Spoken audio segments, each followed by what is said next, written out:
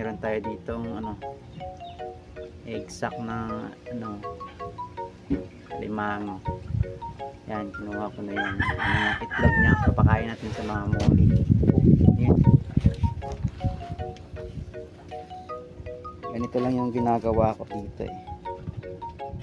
Ayan, may kape pa ako. Kape guys, kape.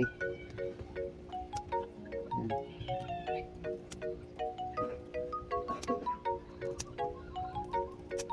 Ayan.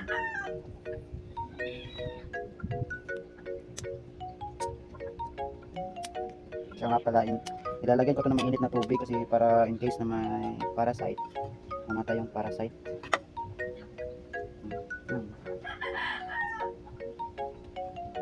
Mainam to sa mga fry.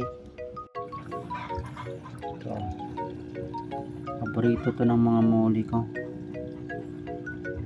Yan. Kain kayo ng madami. Maganda kasi to sa fry kasi nabilis lang lumaki. Nukbang na. Madami din kasi.